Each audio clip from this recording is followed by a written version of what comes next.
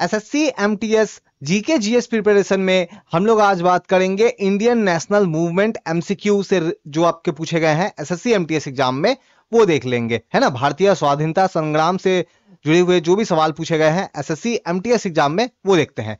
पहला question, the Indian National Congress was established in, तो आपको बताना है इंडियन नेशनल कांग्रेस जो है इसकी स्थापना कब हुई थी। तो करेक्ट आंसर हो जाएगा 1885। 1885 आपको पता होगा कि ये जो कांग्रेस जो पार्टी जब बना 1885 में, तो इसको बनाने के पीछे एक अंग्रेज, एक ब्रिटिशर्स, ए ओ ह्यूम, इसका काफी इंपॉर्टेंट रोल था। और जब ये फर्स्ट टाइम ये पार्टी बना तो एक मीटिंग होगी, कहां पे, बॉम्बे में। कहां पे, तो एक कॉलेज था, गोकुल दास तेजपाल कॉलेज, संस्कृत कॉलेज था, वहां पे 72 डेलीगेट्स आएंगे, 72 लीडर्स आएंगे, और फाइनली वहां पे कांग्रेस पार्टी की स्थापना होगी। और जिसके पहले जो प्रेसिडेंट है वो कौन बनेंगे, व्योमेश चंद्र बनर्जी, है ना। सो WC बनर्जी जो है वो कांग्रेस पार्टी के पहले क्या बनेंगे, प्रेसिडेंट, अध्यक्ष बनेंगे। जो भी एमसीक्यू, जो भी एक्स्ट्रा इंफॉर्मेशन में दे रहा हूं, ये सब याद रखना है, सब एसएससी एमटीएस एग्जाम में पूछा गया है। Next, which freedom fighter is also known as the grand old man of India. देखो जो कांग्रेस पार्टी जब बनी ना, तो उसमें बहुत सारे लीडर्स, बहुत सारे इंपॉर्टेंट लीडर्स, दादा भाई नौरोजी, हम लोग बात कर सकते हैं बदरुद्दीन तैयब जी, फिरोज शाह मेहता, बहुत सारे इंपॉर्टेंट लीडर्स थे। तो उसमें से जो ग्रैंड ओल्ड मैन किनको कहा जाता था, तो दादा भाई नौरोजी को कहा जाता है ग्रैंड ओल्ड मैन, ठीक है। तो याद रखना है, कांग्रेस पार्टी से ये स्थापना, कांग्रेस को स्थापना करने वाले जो लीडर्स थे उनमें से इनका भी एक नाम है। Who among the following was the first Indian to be selected to the British House of Commons on Liberal Party ticket? देखो हमारे इंडिया, जब हमारा कंट्री जब गुलाम था ब्रिटिशर्स का, उस टाइम में इंडिया का एक पर्सन ब्रिटेन में जाकर के ब्रिटेन का एमपी बन जाता है ना, ब्रिटेन का एमपी बन जाता है, ये कोई छोटी बात नहीं है। अब पहला पर्सन कौन था वो, तो दादा भाई नौरोजी थे वो, ठीक है। तो वो दादा भाई नौरोजी जो है वो हाउस ऑफ कॉमन क्या है, जैसे हमारा लोकसभा है ना आज के डेट में, वैसे ही वहां पे हाउस ऑफ कॉमन ब्रिटेन का है, तो वहां पे ये एमपी बनेंगे, ठीक है। Next, Who among the following addressed the Indian National Congress as a president in 1886? देखो जब कांग्रेस बना 85 में, तब तो प्रेसिडेंट बनेंगे व्योमेश चंद्र बनर्जी, WC बनर्जी। 86 में 1886 में कौन बनेंगे, तो दादा भाई नौरोजी, जिनको अभी हमने जस्ट जिनके बारे में देखा, दादा भाई नौरोजी। और 87 में कौन बनेंगे, तो बदरुद्दीन तैयब जी। 87 में कौन बनेंगे, बदरुद्दीन तैयब जी। बाद में भी ये लोग बनेंगे, लेकिन ये स्टार्टिंग का मैं बात कर रहा हूं, बदरुद्दीन तैयब जी 1887 में। तो स्टार्टिंग के ये आपको याद रखना है ना, बदरुद्दीन तैयब जी जो है वो 87 में बनेंगे। Next, in a drama Naresh spoke, Swaraj is my birth right and I shall have it. Who among the following Indian freedom fighters said this slogan? तो ये बहुत ही फेमस एक नारा है, Swaraj is my birth right and I shall have it. Hindi में अगर बोले तो स्वराज मेरा जन्मसिद्ध अधिकार है और मैं इसे लेकर रहूंगा।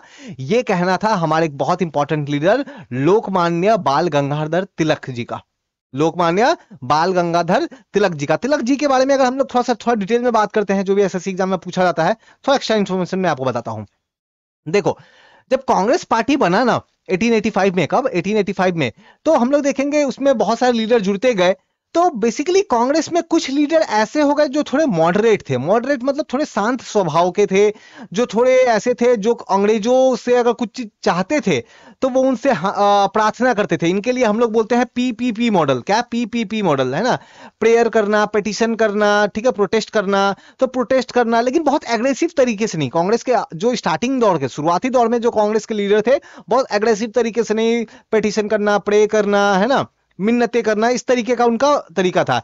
लेकिन कांग्रेस पार्टी के अंदर में ही हम लोग देखेंगे कुछ ऐसे लीडर का ग्रुप बनेगा जो थोड़ा सा, एक बोल सकते हैं एग्रेसिव होंगे। एग्रेसिव कि अंग्रेजों के खिलाफ हमें थोड़ा सा ज्यादा एग्रेसिव तरीके से प्रोटेस्ट करना पड़ेगा, उनके अगेंस्ट में हमें, अंग्रेजों के अगेंस्ट में थोड़ा ज्यादा एक्शन लेना पड़ेगा। तो ये जो हम लोग इसको हिंदी में नरम दल और गरम दल भी बोलते हैं, है ना। तो ये जो थोड़े से ऐसे लीडर जो थोड़ा सा जो है एक्सट्रीम फॉर्म में जा रहे हैं, तो उनमें से कौन थे, तो तिलक उनमें से एक थे। इसके अलावा हम लोग बोलते हैं ना लाल, बाल और पाल, ठीक है, PAL, पाल। तो लाला लाजपत राय, बाल गंगाधर तिलक और बिपिन चंद्र पाल, ठीक है, लाल से लाला लाजपत राय, बाल से आपका हो जाएगा बाल गंगाधर तिलक, आप पाल से कौन सा हो जाएगा, बिपिन चंद्र पाल। तो ये कुछ ऐसे लीडर्स है जो थोड़ा सा वो आप बोल सकते हो थोड़ा सा यंग, थोड़ा सा एग्रेसिव जो कांग्रेस का ग्रुप था उसको दिखाते हैं। ठीक है, तो उनमें से तिलक जी एक थे, है ना, तिलक जी एक थे। तो यहां तक आपको समझ में आया। Next, dash popularly known as Punjab Kesari took his last breath on November 17th 1928। तो पंजाब केसरी बुलाया जाता था किनको, तो बुलाया जाता है किनको, तो याद रखना लाला लाजपत राय, लाला लाजपत राय। इनकी डेथ कब हो गई, तो 1928। कैसे डेथ हो गई मैं आपको समझाता हूं। हुआ क्या कि 1928 में ब्रिटेन वालों ने, ब्रिटिशर्स ने साइमन कमीशन को भेजा। किसको भेजा, साइमन कमीशन। कितने लोग थे उसमें, टोटल 7 लोग थे। तो ये कमीशन इंडिया में इसलिए आया था कि इंडिया के संविधान में, इंडिया के कॉन्स्टिट्यूशन में, इंडिया को चलाने का जो तरीका, एडमिनिस्ट्रेशन का जो तरीका जो है, इसमें क्या बदलाव करने हैं, क्या चेंजेस करने हैं, इसको देखने के लिए साइमन कमीशन को भेजा गया था। टोटल कितने लोग थे, 7 लोग थे कमीशन में, और सातों के साथ वो ब्रिटिशर्स थे, अंग्रेज थे, कोई भी इंडियन नहीं था। इस चीज को लेकर के बहुत सारे इंडियन प्रोटेस्ट कर रहे थे, उसमें से लाला लाजपत राय भी थे। तो ये साइमन कमीशन जब लाहौर जाएगा ना, जब ये लोग लाहौर पहुंचेंगे, साइमन कमीशन मतलब ये सातों लोग जब लाहौर पहुंचेंगे, तो उस समय प्रोटेस्ट चल रहा था वहां पे। जो लाला लाजपत राय जी है वो भी प्रोटेस्ट कर रहे थे। लेकिन हम लोग ये देखेंगे कि ब्रिटिशर्स ने लाठीचार्ज कर देंगे वहां पे।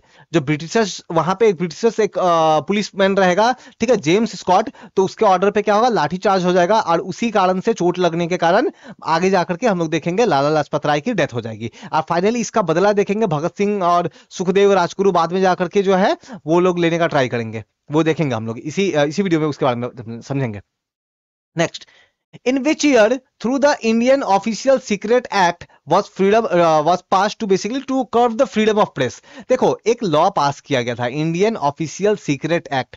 ये लॉ पास किया गया था, ये कानून पास किया गया था ताकि इंडिया में जो फ्रीडम ऑफ प्रेस है उस टाइम में, ठीक है, फ्रीडम ऑफ प्रेस है, तो उसको दबाया जा सके। ये जो इंडियन नेशनल मूवमेंट चला ना, तो इंडियन नेशनल मूवमेंट के टाइम में जो भी पत्रकार जो भी कुछ लिख रहे थे, जो भी आजादी था लोगों के पास बोलने का, उसको दबाने का काम किया गया था इस कानून के द्वारा। और ये कानून आया था 1904 में, 1904 में। Who among the following British Viceroy partitioned Bengal in 1905? हमें पता है बंगाल जो है इसका पार्टीशन 1905 है ना, अक्टूबर के महीने में किया गया था। अनाउंसमेंट तो पहले ही हो गया था, अनाउंसमेंट तो आपकी जुलाई में ही हो गई थी, 16 जुलाई की ही हो गई थी। अब 20 अक्टूबर को, डेट भी याद रखो है ना, 20 अक्टूबर को पार्टीशन हुआ, लेकिन अनाउंसमेंट पहले हो गया था 16 जुलाई 1905। अब वैसे प्लानिंग काफी पहले से चल रहा था, 1903 से प्लानिंग चल रहा था, है ना। तो ये करने वाले थे कौन, तो लॉर्ड कर्जन, लॉर्ड कर्जन। इन्होंने ये आइडिया दिया, बेसिकली ये बताया कि जो बंगाल है आज, उस टाइम का जो बंगाल है उसमें क्या क्या था, तो बंगाल था, बिहार था, उड़ीसा था, ठीक है, इसके अलावा आसाम, इसके अलावा बांग्लादेश। तो काफी बड़ा सा एक स्टेट था, है ना, बड़ा सा एक प्रोविंस था। लगभग 7.2 करोड़ पॉपुलेशन थी, 7.8 करोड़। अब क्वेश्चंस में बहुत बार ना 78 मिलियन लिखा होता है, मतलब वही है, ठीक है, मिलियन लिखा होता है, मतलब वही है। तो 7.2 करोड़ की पॉपुलेशन के साथ बहुत बड़ी राज्य थी। अंग्रेजों ने ये कहा कि इसको हमें क्या, इसको हम लोग चलाने में, गवर्न करने में ना काफी प्रॉब्लम होती है। तो सॉल्यूशन इसका ये है कि बंगाल को 2 भाग में बांट दिया जाए, वेस्ट बंगाल और ईस्टर्न बंगाल। ईस्टर्न बंगाल में आज का present day Bangladesh plus Assam, और वेस्ट बंगाल में बंगाल प्लस उड़ीसा प्लस बिहार, इसको रखा जाएगा। तो इस तरीके से डिवीजन किया गया। लेकिन लोगों को यह बात बिल्कुल पसंद नहीं आई, लोगों ने इसके अगेंस्ट में प्रोटेस्ट किया, क्योंकि अंग्रेजों का यहां पे जो छुपा हुआ कारण था वो ये था कि स्पेशली अगर आप देखें तो बंगाल जो है इंडियन नेशनल मूवमेंट के टाइम में सेंटर था, कोर था, है ना, जहां से बहुत सारे मूवमेंट, जहां से बहुत इंपॉर्टेंट लीडर्स जो है मीटिंग करते थे, आइडिया निकलती थी। तो इनका बेसिकली आइडिया ये था कि ये जो मूवमेंट जो हो रहा है, इस मूवमेंट को कमजोर किया जाए, इस मूवमेंट को वीक किया जाए, है ना। हिंदू मुस्लिम रिलीजन बेसिस पे जो है क्या किया जाए, स्टेट को डिवाइड किया जाए, या फिर जो बंगाली जो पीपल्स जो है उनको जो है माइनॉरिटी में लेके लाया जाए, ठीक है। तो काफी कुछ उनका हिडन एजेंडा, छुपा हुआ उनका काफी सारा कारण था। लोग ये समझ गए, लोगों ने प्रोटेस्ट किया, ठीक है, लोगों ने प्रोटेस्ट किया। आपको पता है कि रविन्द्रनाथ टैगोर ने उन समय पोएम भी लिखा, अमार सोनार बांग्ला, है ना, अमार सोनार बांग्ला, जो कि बाद में जाकर के आप देखोगे बांग्लादेश का नेशनल एंथम बना, ठीक है। लोगों ने प्रोटेस्ट किया, लोगों ने एक दूसरे को राखी बांधे, इस टाइम में राखी सेरेमनी हुआ, ठीक है। तो काफी कुछ ये हुआ, प्रोटेस्ट हुआ। बाद में ये बंगाल पार्टीशन को खत्म कर दिया गया कब? 1911 में, 1911 में, 1911 में ये पार्टीशन जो हुआ था इसको खत्म कर दिया गया। हाँ, और इसके साथ एक और काम हुआ कि जो कैपिटल था, क्योंकि देखो उस टाइम तक कैपिटल कोलकाता था इंडिया का, लेकिन कैपिटल को कोलकाता से क्या किया गया, कलकत्ता उस समय बोलते थे, तो कलकत्ता से दिल्ली लाया, दिल्ली ट्रांसफर कर दिया गया, कलकत्ता से दिल्ली लेके आ गया, ठीक है। कब? 1911 में। तो ये भी सवाल पूछा जाता है बहुत बार एसएससी में कि बताओ बंगाल पार्टीशन को खत्म कब किया गया, एनल कब कम किया गया, एनल कब किया गया? तो 1911 है ना, 1911 में। Next MCQ, all India Muslim league was founded in. तो देखो 1905 में जब बंगाल का पार्टीशन किया गया ना, तो हिंदू मुस्लिम इन चीजों को लेकर के ना भेदभाव लाने की कोशिश की गई, किसके द्वारा? ब्रिटिशर्स के द्वारा। और इसी प्रोसेस में हम लोग देखेंगे कि ऑल इंडिया मुस्लिम लीग नाम का हम लोग देखेंगे कि एक संगठन भी बनेगा, है ना। कब? 1906 में। कहां बनेगा? ढाका में। कहां बनेगा? जो आज के प्रेजेंट डे बांग्लादेश में पड़ता है, ढाका में, वहां पे बनेगा। और इसके जो पहले प्रेसिडेंट जो बनेंगे वो बनेंगे आगा खान थर्ड।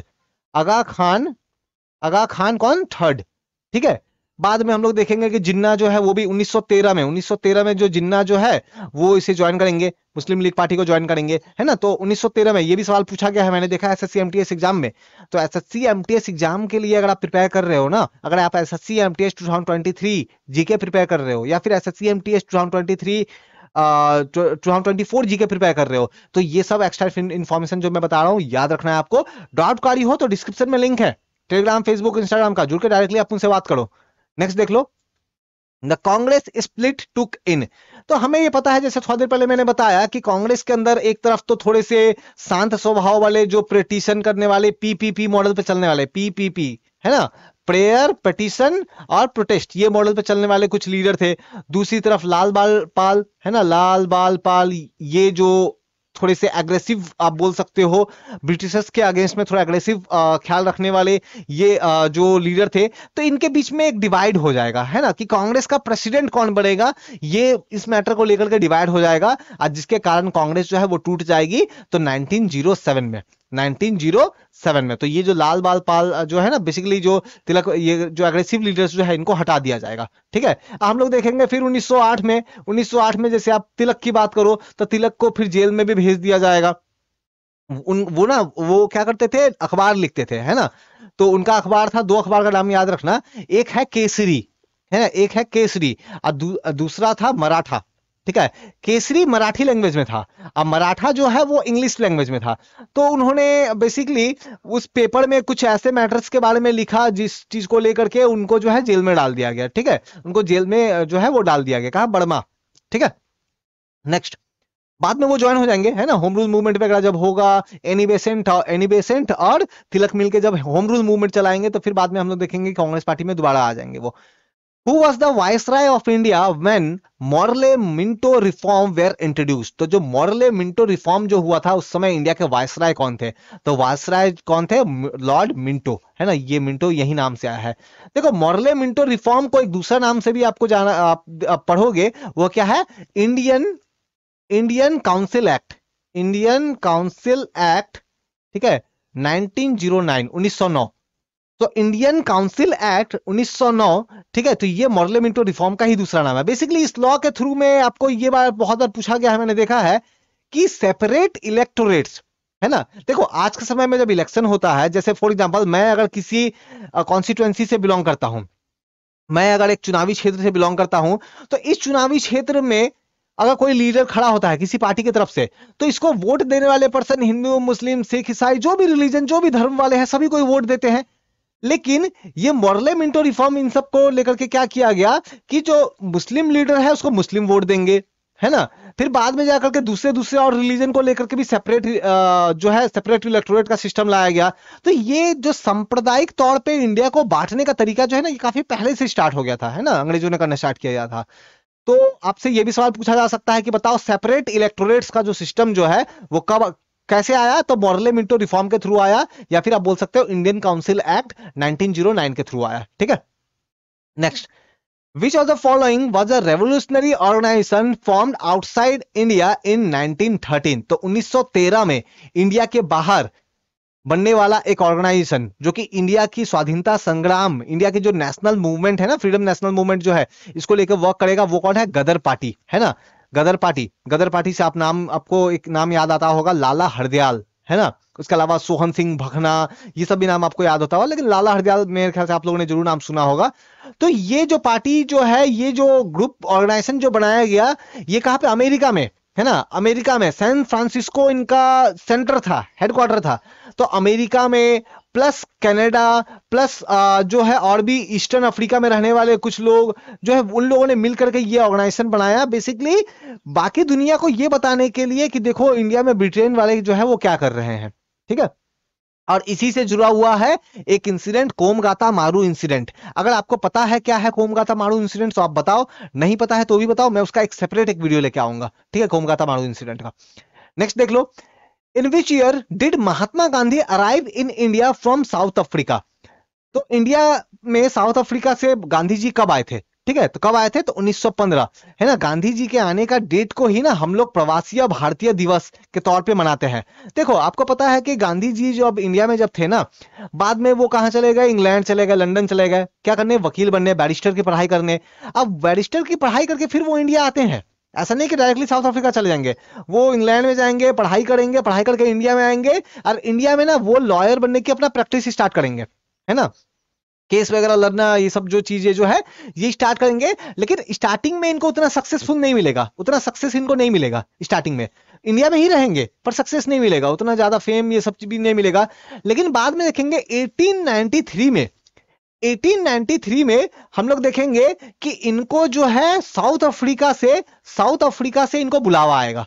साउथ अफ्रीका में एक पर्सन थे, ठीक है, दादा अब्दुल्ला। साउथ अफ्रीका में एक पर्सन थे दादा अब्दुल्ला, वो गांधी जी को बुलाएंगे 1 साल के लिए, 1 साल के कॉन्ट्रैक्ट पे गांधी जी साउथ अफ्रीका जाएंगे दादा अब्दुल्ला के पास। लेकिन वहां पे जब साउथ अफ्रीका में जब जाएंगे और वहां पे जब गांधी जी देखेंगे कि किस तरीके से वहां पे जो है कलर के बेसिस पे, है ना, रंग के आधार पे जो रेसिज्म जो हो रहा है, भेदभाव जो हो रहा है, इन सब चीजों को फिर वो फाइट करेंगे।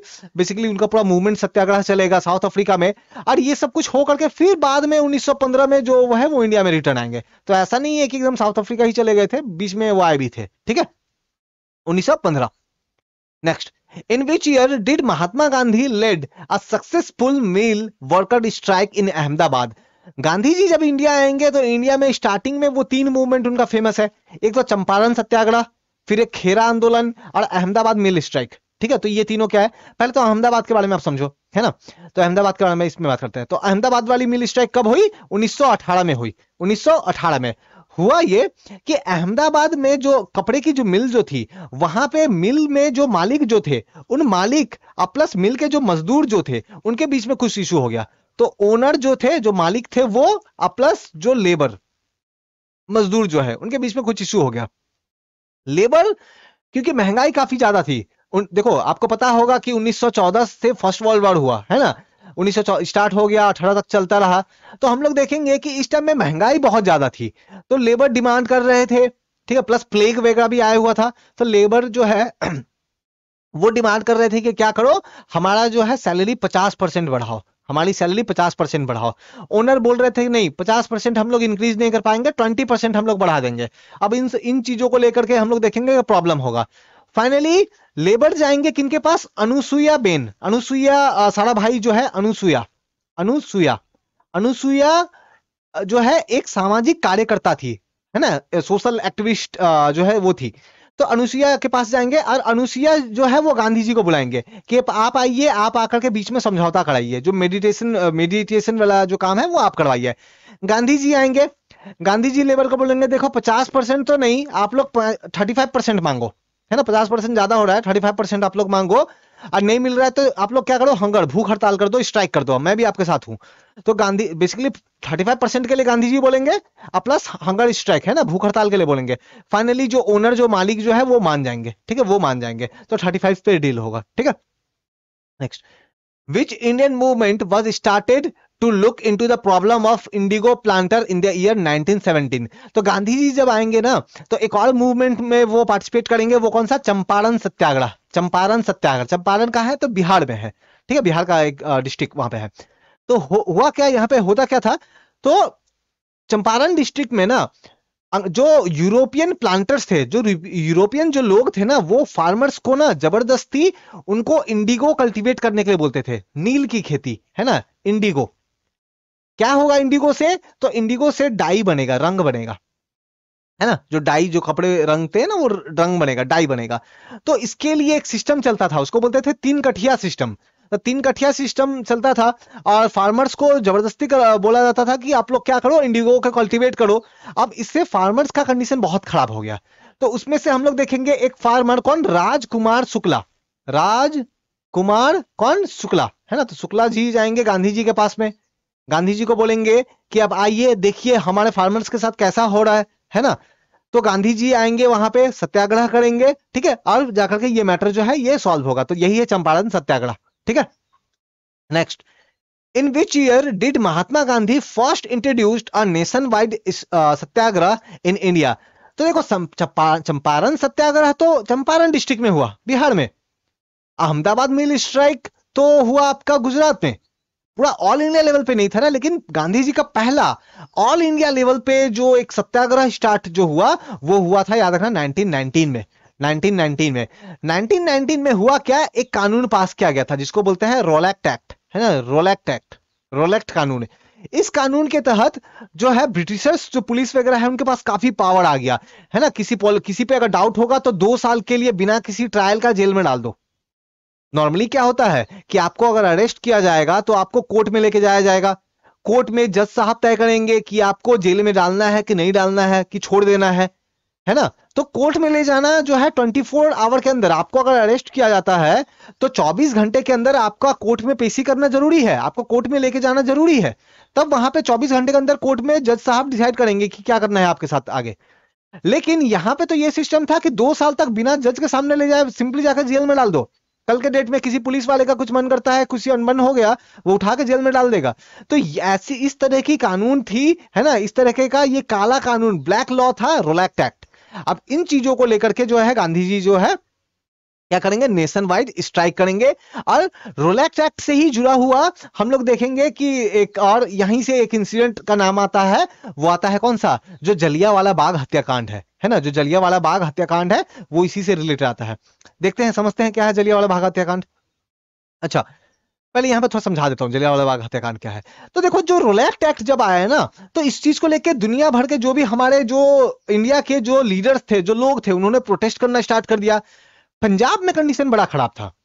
पंजाब में प्रोटेस्ट जो हो रहे थे, बड़ा बहुत ही वायलेंट तरीके से प्रोटेस्ट हो रहे थे। गवर्नमेंट ने क्या किया, इसको दबाने के लिए, जो ब्रिटिश गवर्नमेंट जो थी, उन्होंने क्या किया, मार्शल लॉ लगा दिए, मार्शल लॉ लगा दिए। अब पंजाब में एक टाइम में बैसाखी का दिन था, लोग आए बैसाखी मेला घूमने के लिए ग्राउंड में, जलियांवाला बाग, बाग मतलब ग्राउंड, है ना, गार्डन। तो जलियांवाला बाग में लोग घूमने के लिए आए, मेला वगैरह घूमने के लिए आए। अब वहां पे कहा जाता है कि वहां पे तो आपका क्या लगा था, वहां पे तो मार्शल लॉ लगा था। मार्शल लॉ मतलब लोगों को घर से निकलना नहीं है, लेकिन बहुत सारे लोगों को पता ही नहीं था कि मार्शल लॉ लगा हुआ है, ठीक है। तो वो लोग तो आ गए अपने बच्चों के साथ में, है ना, जो बूढ़े लोग हैं वो भी आ गए, जो औरतें हैं वो भी आ गई, ठीक है। तो वहां पे मेला चल रहा था। अब कुछ लोग जिनको पता था वो लोग अपना मीटिंग वगैरह भी कर रहे थे, ठीक है। तो वहां पे हम लोग देखेंगे कि जनरल डायर आ जाएगा, है ना, जनरल डायर आ जाएगा। अब वो देखेगा कि ये तो मार्शल लॉ का वायलेशन हो रहा है, मार्शल लॉ लगा हुआ है, फिर भी ये लोग आ गए हैं, भीड़ इकट्ठा करके हैं। लेकिन बहुत सारे लोगों को तो पता ही नहीं था, है ना, नहीं तो नहीं आते वो, ठीक है, या फिर जो भी होता। जनरल डायर ने क्या किया कि 10 मिनट तक लगातार शूटिंग करने का ऑर्डर दे दिया, बिना वार्निंग का। वो वार्निंग दे सकता था कि आप लोग यहां से चले जाओ, मार्शल लॉ है, बहुत सारे लोग हो सकता था चले जाते। लेकिन हम लोग देखते हैं कि वहां पे बिना किसी वार्निंग का फायर कर दिया गया, बहुत सारे लोगों की हत्या हो गई, हत्या ही बोलेंगे, जनरल डायर ने हत्या किया, ठीक है। तो हम लोग देखेंगे कि ये जनरल डायर जो है ये जाकर के ये इस तरीके से मारने का आदेश जो है वो जारी कर देगा, ठीक है। तो जलियांवाला बाग हत्याकांड यही है। क्वेश्चन इससे क्या है, तो ये जो डेट था याद रखना, 13 अप्रैल 1919 था। 1919 तो था ही, 13 अप्रैल था। डेट भी पूछा गया है एसएससी एमटीएस एग्जाम में, ठीक है। या फिर आप अगर देखो ना, जो आरआरबी के एनटीपीसी या फिर आरआरबी का ग्रुप डी वाला जो एग्जाम जो आने वाला है, उसमें भी आपको जो है ये सब क्वेश्चन दिखेगा। Which of the following event occurred as an after effect of Jallianwala Bagh massacre? तो जलियांवाला बाग मैसेकर तो हो गया, है ना। अब जब ये हो गया, लोग तो बड़े गुस्सा थे, लोग प्रोटेस्ट कर रहे थे, ठीक है। इसके बाद क्या हुआ, तो इस चीज को जांच करने के लिए ना एक कमेटी बनाया गया। उस कमेटी को बोलते हैं क्या, हंटर कमीशन। क्या बोलते हैं, हंटर कमीशन। हंटर कमीशन बनाया गया। हंटर कमीशन में 7 लोग थे, जिसमें से 4 लोग ब्रिटिशर्स थे, 3 लोग इंडियन थे इस कमीशन में। इनको जिम्मेदारी ये दिया गया कि आप जांच करो कि जलियांवाला बाग में क्या हुआ नहीं हुआ। हंटर कमीशन ने जब सब कुछ अपना देखा, लोगों से बात किया, जांच पड़ताल किया, तो कि पता ये चला कि देखो, जो जनरल डायर ने जो किया, ठीक है, वो गलत था। वो गलत था। जनरल डायर ने जो किया वो गलत था। जनरल डायर ने जो 10 मिनट तक फायरिंग का ऑर्डर दिया वो गलत था। फायरिंग हो सकता था कि कम के लिए भी दिया जाए। प्लस जनरल डायर ने बिना वार्निंग के फायर किया, ये भी गलत था। वार्निंग दिया जाना चाहिए था। ठीक है। इसके अलावा कहा जाता है कि ब्रिटिशर्स वाले जो है बोल रहे थे कि वहां पे जो लोग बाग में जो जुटे थे, जलियांवाला बाग में जो जुटे थे, वो कोई किसी साजिश को करने के लिए जुटे थे, ऐसा ब्रिटिशर्स वालों का कहना था। तो इस चीज को लेकर के भी क्लियरिफिकेशन आ गया कि नहीं, ज्यादातर जो लोग वहां पे थे वो लोग को पता ही नहीं था। वो लोग किसी कॉन्स्पिरेसी, किसी साजिश के तहत नहीं थे, वो लोग बस घूमने आए थे, मेले में आए थे। इतना कुछ होने के बाद मतलब ये तय था कि जनरल डायर दोषी है। किसी भी तरीके का कोई पनिशमेंट जनरल डायर को नहीं दिया गया, है ना। ये माने कि हाँ चलो जनरल डायर ने गलत किया, लेकिन पनिशमेंट का क्या, कोई पनिशमेंट उसे नहीं मिला। ठीक है। और ये चीज जो है, ये चीज इंडियंस को और बुरी लगी, है ना, कि देखो इसने ऐसा किया, कुछ नहीं हुआ इसे। तो इस चीज को लेकर के भी प्रोटेस्ट होगा। हम लोग देखेंगे नॉन कॉपरेशन मूवमेंट जो आएगा ना, स्वदेशी मूवमेंट 1919 में, खिलाफत मूवमेंट साथ में जो चलेगा, उसमें ये भी एक इंपॉर्टेंट रीजन था। और यही जनरल डायर को बाद में जो है, एक कौन, उधम सिंह, है ना, गोली मारेंगे। तो याद रखना। Next, who among the following was a leader of the खिलाफत मूवमेंट। अब खिलाफत मूवमेंट क्यों हुआ, पहले ये बैकग्राउंड थोड़ा समझो। जब वर्ल्ड वार चल रहा था तो आपको पता है कि 2 ग्रुप बन गए थे। एक तरफ जो है ब्रिटेन, है ना, और दूसरी जो कंट्रीज थी, दूसरी तरफ आप देखोगे जर्मनी, ठीक है, और दूसरी कंट्री थी। तो एक जिस तरफ ब्रिटेन था और एक तरफ जर्मनी आप देखोगे, वो था जर्मनी, ऑस्ट्रिया। इसी जर्मनी ऑस्ट्रिया के साथ में एक और यहाँ पे था टर्की। यानी कि ब्रिटेन और टर्की एक दूसरे के ऑपोजिट, है ना, ऑपोजिट अलग अलग ग्रुप में थे। ब्रिटेन जब टर्की जब हार गया, बेसिकली ये जर्मनी वाली ग्रुप तो हार गई, जर्मनी ऑस्ट्रेलिया टर्की वाली ग्रुप तो हार गई। तो ब्रिटेन ने क्या किया, टर्की में उस समय शासन चल रहा था खलीफा का, है ना। अब जो खलीफा जो था, उसे दुनिया भर के मुस्लिम बहुत ही इंपॉर्टेंट मानते थे, है ना। उन लोगों का वो धार्मिक गुरु है, गुरु था जो उस समय जो खलीफा था, उन लोग का वो धार्मिक गुरु था, रिलीजियस लीडर। अब ब्रिटेन वालों ने क्या किया, रिलीजियस लीडर जो खलीफा जो था, उनका पावर को कम कर दिया। ठीक है, उनका पावर को कम कर दिया, उनकी बहुत सारी जमीनें ले ली, टेरिटरी ले ली। तो बेसिकली इसको दुनिया भर के मुस्लिम्स ने यह माना कि ब्रिटेन वालों ने क्या किया है, ब्रिटेन वालों ने उनके धार्मिक गुरु को इंसल्ट किया है ना, उससे बदतमीजी की है आप बोल सकते हो, या इंसल्ट किया है। तो इस चीज को लेकर के खिलाफत मूवमेंट इंडिया में स्टार्ट होगा। और स्टार्ट करने वाले कौन, तो याद रखना, अली ब्रदर्स। अली ब्रदर्स, ठीक है, कौन, अली ब्रदर्स। अली ब्रदर्स तो थे ही, इसके साथ में मौलाना अबुल कलाम आजाद भी थे। तो अली ब्रदर्स स्टार्ट करने वाले, शौकत अली, ठीक है। तो अली ब्रदर्स तो थे ही, लेकिन इसके साथ में मौलाना और भी कुछ दूसरे लीडर थे, उसमें मौलाना अबुल कलाम आजाद भी थे। अब ये खिलाफत मूवमेंट चलेगा, खिलाफत मूवमेंट चलता रहेगा चलता रहेगा। ये पूरी कहानी जो खिलाफत मूवमेंट की है ना, ये 1919 या 1918 के आसपास की बात है, 1919 के आसपास की बात है। और 1919 के आसपास में जलियांवाला बाग भी हो गया, रोलैक्ट एक्ट भी हो गया। तो एक और मूवमेंट साथ में चलेगा, सत्याग्रह, है ना, स्वदेशी मूवमेंट, स्वदेशी। तो एक तरफ तो स्वदेशी मूवमेंट चलेगा, स्वदेशी मूवमेंट, नॉन कॉपरेशन मूवमेंट चलेगा ब्रिटिशर्स के साथ इंडिया में, और एक और दूसरा मूवमेंट चलेगा जो है खिलाफत मूवमेंट। बाद में देखेंगे ये दोनों मूवमेंट साथ में मिलके चलेगा। खिलाफत मूवमेंट, मुस्लिम जो लीग जो है काफी सपोर्ट कर रहे थे इस चीज को। स्वदेशी मूवमेंट कांग्रेस की तरफ से लाया गया था, ठीक है। लेकिन बाद में देखेंगे ये दोनों पार्टी, मुस्लिम लीग प्लस कांग्रेस, दोनों मिलकर के खिलाफत मूवमेंट, नॉन कॉपरेशन मूवमेंट को आगे चलाएंगे, ठीक है। लेकिन हम लोग देखेंगे ये जो नॉन कॉपरेशन मूवमेंट है ना, बाद में इसको बंद कर दिया जाएगा। बंद कौन करेंगे, तो गांधी जी। क्यों बंद करेंगे, 1922 में फरवरी के महीने में, है ना, फरवरी के महीने में 1922 में इसको बंद कर दिया जाएगा नॉन कॉपरेशन मूवमेंट को। क्यों, क्योंकि वायलेंस, हिंसा बहुत ज्यादा हो रही थी। आप लोगों ने जरूर सुना होगा चौड़ा चौड़ी हत्याकांड। यूपी में एक जगह था चौड़ा चौड़ी, वहां पे गुस्साए लोगों ने क्या किया, कुछ पुलिस वालों को थाने में बंद करके जला दिया।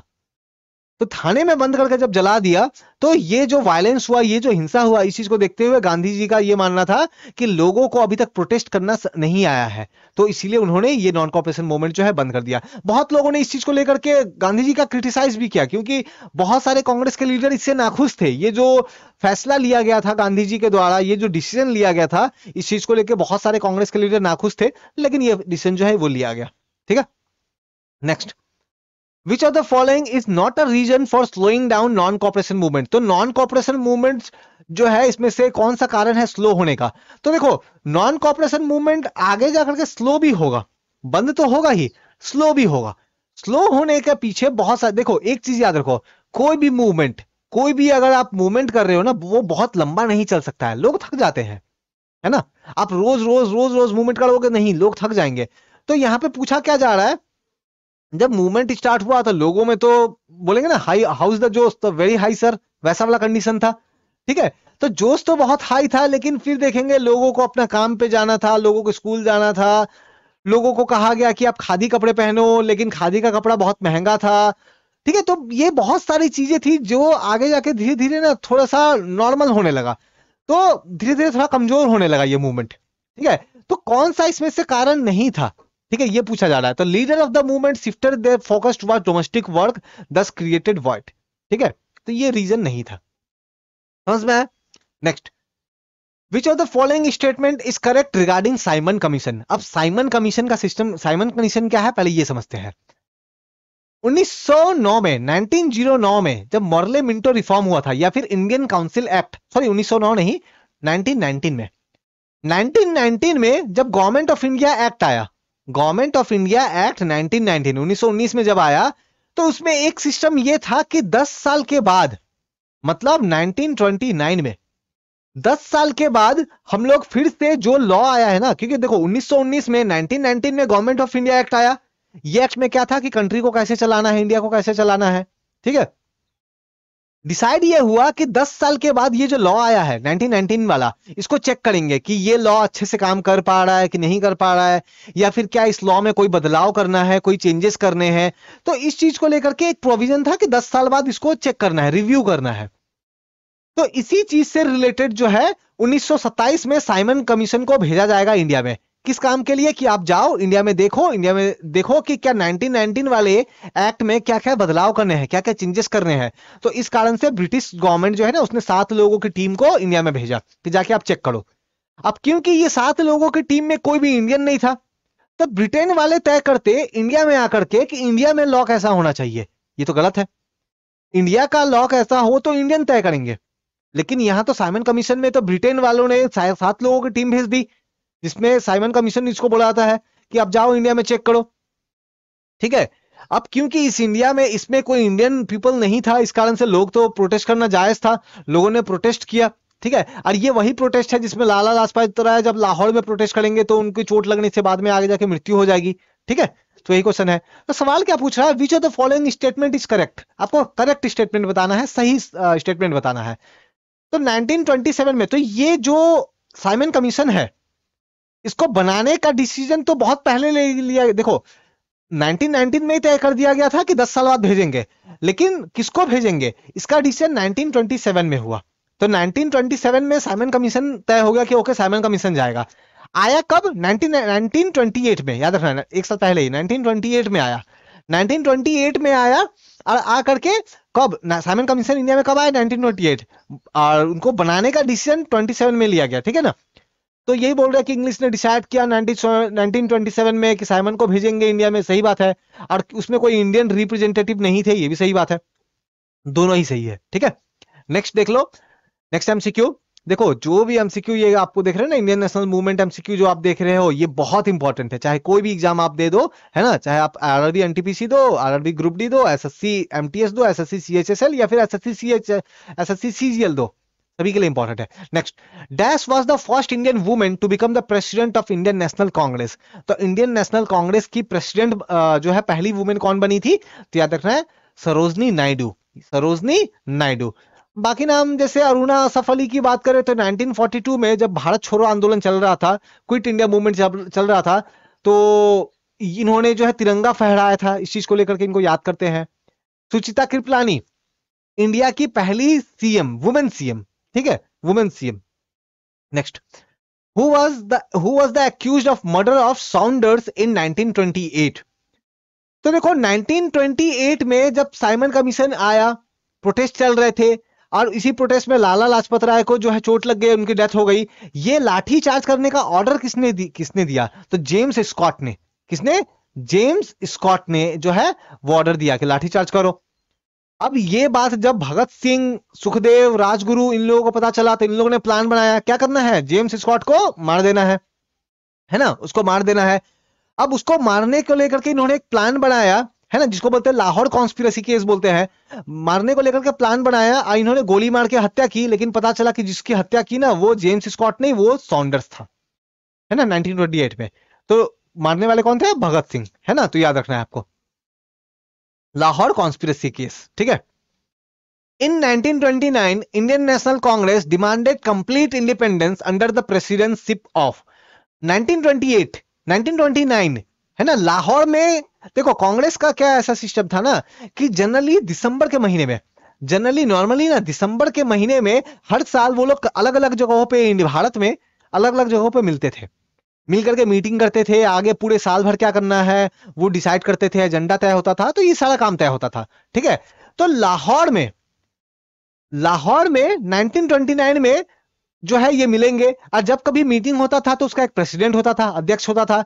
तो 1929 में जब मीटिंग हुआ था तो उसका उनके अध्यक्ष थे जवाहरलाल नेहरू, जवाहरलाल नेहरू।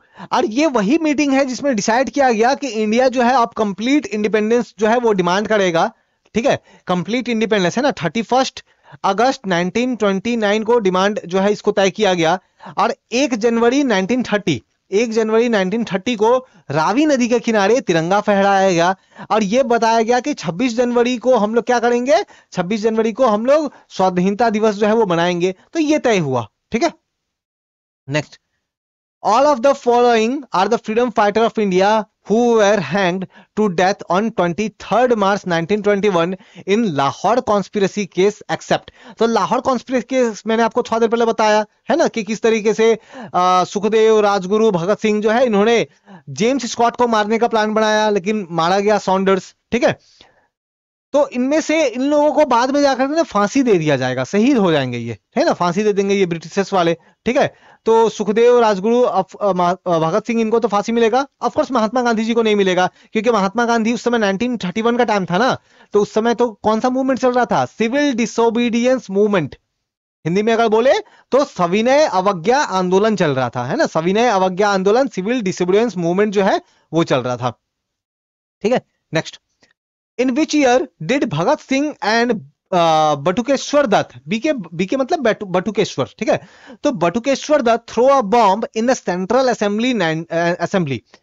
भगत सिंह एंड बटुकेश्वर दत्त क्या करेंगे? सेंट्रल लेजिस्लेटिव असेंबली का मतलब क्या है? उस समय का जो पार्लियामेंट था ब्रिटेन टाइम में, तो वो पार्लियामेंट में चले जाएंगे और पार्लियामेंट में बॉम्ब फेंक देंगे। लेकिन ये बॉम्ब फेंकने का कारण उनका किसी को मारना नहीं था, ये बॉम्ब उन्होंने ये फेंका, ये बॉम्ब जानबूझ के खाली जगह पे फेंका गया था, और इस बॉम्ब को इस तरीके से बनाया गया था कि लोगों को चोट ना लगे, है ना। तो ये इसलिए फेंका गया था ताकि दुनिया भर का अटेंशन जो है ये लोग जो बोलना चाहते हैं इसमें आए, और यहां जाकर ये अरेस्ट हो जाएंगे। तो ये कब हुआ था? तो ये हुआ था 1929 में, 1929 में, ठीक है। यहीं से इनको अरेस्ट कर लेंगे, बाद में फांसी हो जाएगी इनकी, है ना, शहीद हो जाएंगे। Next, Who among the following persuaded Mahatma Gandhi to allow women to join salt Satyagraha movement? तो जो सॉल्ट सत्याग्रह मूवमेंट थे, है ना, 1930s में, उसके बाद हम लोग देखेंगे कि जो सविनय अवज्ञा आंदोलन, सिविनय डिसोबीडियंस मूवमेंट जब चला तो उसमें क्या डिसाइड हुआ? ये डिसाइड हुआ ना कि नमक बना के नमक कानून तोड़ेंगे। तो ये इस पूरे प्रोसेस में बहुत सारे लोगों ने पार्टिसिपेट किया, तो वुमेन को भी पार्टिसिपेट करने के लिए अलाउ होना चाहिए। ये महात्मा गांधी को किन्होंने मनवाया? तो ये मनवाया था ऑप्शन 1, आप देखो, कमला देवी चट्टोपाध्याय। उन्होंने कहा कि वुमेन्स को भी अलाउ करना चाहिए कि वो भी ज्वाइन करे, वो भी इसमें जो है पार्टिसिपेट करे, ठीक है। और बहुत आगे बढ़ के उन्होंने पार्टिसिपेट भी किया। Next, which act passed by British government of India to abolish council of India? ठीक है, तो हम लोग देखेंगे कौन सा एक्ट जो है ब्रिटेन गवर्नमेंट ने जो है वो पास किया to abolish council of India. तो कौन सा एक्ट पास किया था? तो government of India act 1935, government of India act 1935। ठीक है, next, quit India movement was started in. तो क्विट इंडिया मूवमेंट, भारत छोड़ो आंदोलन, कब स्टार्ट हुआ? बहुत आसान है, अगस्त के महीने में है ना, 1942 में स्टार्ट हुआ। क्या था ये मूवमेंट में? क्योंकि देखो, इंडिया जो था उस समय ब्रिटेन का गुलाम था, है ना, ब्रिटेन, इंडिया के ऊपर ब्रिटेन वालों का कब्जा था। अब जापान के साथ ब्रिटेन का वॉर चल रहा था, वर्ल्ड वॉर का टाइम था ये। तो क्योंकि इंडिया जो है वो ब्रिटेन के कंट्रोल में था, ब्रिटेन की कॉलोनी था, तो जापान वाले इंडिया पे भी अटैक करते। इसलिए नहीं कि वो इंडियन पे अटैक करना चाहते थे, इसीलिए क्योंकि वो ब्रिटेन की कॉलोनी थी, इस कारण से। तो इंडिया वालों ने, इंडियन जो लीडर थे, उन्होंने ये कहा कि ब्रिटेन वालों, तुम लोग इंडिया छोड़ के जाओ, क्विट इंडिया मूवमेंट, भारत छोड़ो आंदोलन, तुम लोग अगर इंडिया छोड़ के चले जाओगे तो फिर जापान वाले हमारे ऊपर अटैक नहीं करेंगे, हम लोग बच जाएंगे। तो इस कारण से क्विट इंडिया मूवमेंट जो है ये लॉन्च हुआ। ठीक है, next, Who among the following freedom fighter of India revived Indian National Army Azad Hind Fauj, which was formed in 1942 by Ras Bihari Bose and Captain General Mohan Singh in the year 1943? पहले तो समझो, आजाद हिंद फौज बहुत सारे लोग सोचते हैं कि सुभाष चंद्र बोस जी ने बनाया। नहीं, ऐसा नहीं है। आजाद हिंद फौज को बनाने का काम रास बिहारी बोस और कैप्टन जनरल मोहन सिंह ने किया। कैप्टन मोहन सिंह और रास बिहारी बोस 1942 में किया। इनके बाद 1942 के बाद 1943 में सुभाष चंद्र बोस को बुलाया जाएगा कि आप ये आर्मी हमने बना दिया है, आप इस आर्मी की कमान संभालो। तो ऐसा नहीं कि सुभाष चंद्र बोस ने स्टार्टिंग से बनाया है, सुभाष चंद्र बोस बाद में आकर के उसको लीड करेंगे। ठीक है, तो 1943 में सुभाष चंद्र बोस जो है इनको लीड करेंगे। ठीक है, next, the dash is the act of the Parliament of United Kingdom that partitioned British India into two new independent dominion of India and Pakistan in 1947। देखो, फाइनली आजादी के टाइम में दो कंट्री बने। इंडिया के आजादी के टाइम में इंडिया और पाकिस्तान, है ना। तो इंडियन नेशनल मूवमेंट जो है फाइनली एंड होता है, एक खड़ा भी एंड बोलोगे, क्योंकि कंट्री जो है वो डिवाइड हो गया। ऑल्दो आजादी तो मिली लेकिन कंट्री डिवाइड हो गया। तो इसको लेकर के कानून पास किया गया था ब्रिटेन की पार्लियामेंट में, यूनाइटेड किंगडम की पार्लियामेंट में। तो वो कौन सा कानून था? तो इंडियन इंडिपेंडेंस एक्ट 1947। ठीक है, इंडियन इंडिपेंडेंस एक्ट 1947 ये कानून पास किया गया, तब जाकर के इंडिया को जो है यहां से आजादी मिलेगी। ठीक है, नए कंट्री भी जो है वो बनाए जाएंगे, पाकिस्तान और इंडिया। तो हमने देखो क्या करा, हमने Indian national movement MCQ cover किया, जो कि आपके एसएससी एमटीएस, जो पिछली वाली एसएससी एमटीएस एग्जाम हुई है ना, तो उसमें जो भी पूछे गए हैं उसके। ठीक है, इसके अलावा मॉडर्न इंडियन हिस्ट्री का एक और वीडियो आएगा, मॉडर्न इंडियन हिस्ट्री का एक और वीडियो आएगा, जो कि एसएससी एमटीएस के पीवाईक्यू से ही रिलेटेड होगा। वो भी पीवाईक्यू बहुत पहले का नहीं, जो जस्ट पीवाईक्यू एसएससी एमटीएस हुआ है ना जब पिछले साल, उसी का मैं बात कर रहा हूं। तो कोई भी डाउट क्वारी हो तो कमेंट करके आप मुझे बताओ। ठीक है।